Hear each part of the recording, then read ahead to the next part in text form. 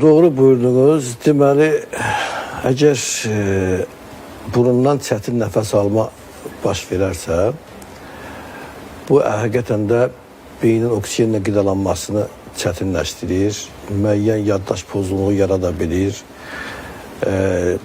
çənə və diş cərgəsində anomaliyalar yaradır, yəni əyriliklər belə yaradır. Alt çənənin ya önə inkişaf eləməsi və yaxud da üst çənənin önə inkişaf eləməsi və yaxud da çəp dişləm yaranır. Bunun müalicəsi əsasən daha gecikmiş formada olanda cərrahiyə göstəriş olur. Amma indi müasir üsullarla, yəni bizim təcrübəmizdə çoxdur, eləmişik, ortodontik aparatlar və breketlərlə demək olar ki, tamamilə müalicəsi mümkündür.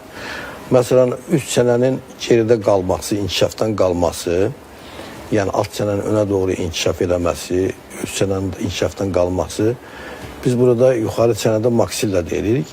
Həmin çənədə tikiklər var. Yəni, bir-birinə birləşmə var. Onları xüsusi aparatlar var ki, aparatlarla ERP aparat adlanır, bəzən adını desək. Onlarla inkişaf elətdiririk, önə doğru, üz maskasından istifadə edirik.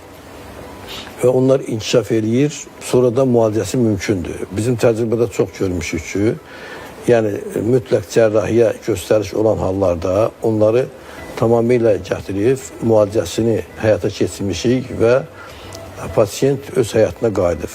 Çünki belə olan hallarda nitq pozğunluğu yaranır, sonra özlərində kompleks hiss edirlər pasiyentlər. Ona görə də doğru düzgün müalicə planlaşdırma apardıqda və müalicəni düzgün həyata keçirdikdə, burada da əsasən pasiyentin də köməyi lazımdır. Çünki biz elədiyimiz aparatların evdə hansısa formada onun taxılması, onun daimi istifadə edilməsi, səbir, təmkinlə onları həyata keçirə bilirik. Bu da gələcəkdə pasiyentin daha rahat həyata qayıtmasına səbəb olur.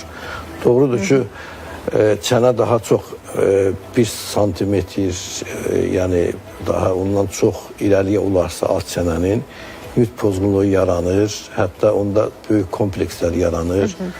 Ona görə də bunun müalicəsi mümkündür.